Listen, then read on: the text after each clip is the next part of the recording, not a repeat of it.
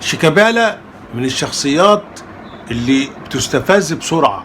شيكابالا اللي ردود فعله دايما بتبقى مثيرة لأشخاص كتيرة، والناس كتيرة جدا ممكن ما تعرفش شيكابالا عن قرب. أسعد يوم في حياتي إن إحنا الحمد لله آفة من آفات الكرة المصرية ورمز التعصب والكراهية وقلة الأدب اعتزلت. شخصية شيكابالا من الشخصيات اللي هي بسرعة انك انت تستفزها وتقدر تخليه يطلع أسوأ ما عنده. شيكابالا كان في اغلب الاوقات كان بيبقى ردة فعل نتيجة استفزاز الجماهير ليه.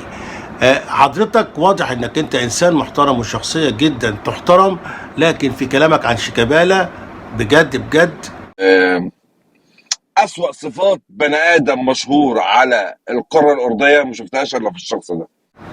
لو اي انسان على وش الارض وحصل كمية الاستفزاز اللي شيكابالا تعرض لها اكيد هيرد.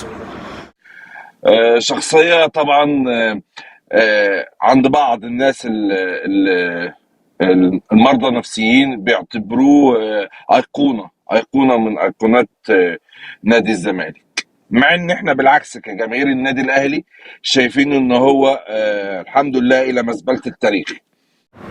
حضرتك لو تفتكر مذبحة النادي المصري في بورسعيد والشهداء ال 72 هتفتكر كويس قوي موقف شيكابالا كان من الواقعة ديت ايه.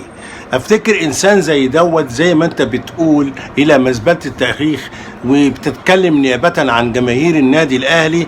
طبعا انت ما بتمثلش جماهير النادي الاهلي بالكامل، ولا انا بمثل جماهير النادي الزمالك بالكامل.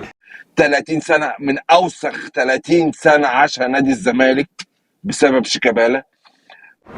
عادي جدا انك انت تنتقد اي شخص، وعادي جدا انك انت تتقبل النقد بتاع اي شخص موجه ليك، لكن كمية التنمر اللي موجودة في الفيديو صعب جدا ان اي انسان يتقبلها. لذلك عايز اقول لسيادتك حاجة واحدة بس، ان كل انسان فينا سواء انا او انت له ما له وعليه ما عليه.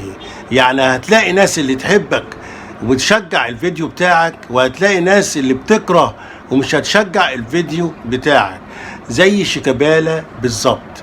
انت نسيت حاجة مهمة قوي، نسيت ان شيكابالا عند بعض الناس فعلا تعتبر ايقونة، والحفاوة اللي اتقابلت بيها خبر اعتزال شيكابالا بتدل على حاجات كتير، بتدل على ان شيكابالا كان شخصية محبوبة رغم بعض كره الناس ليه.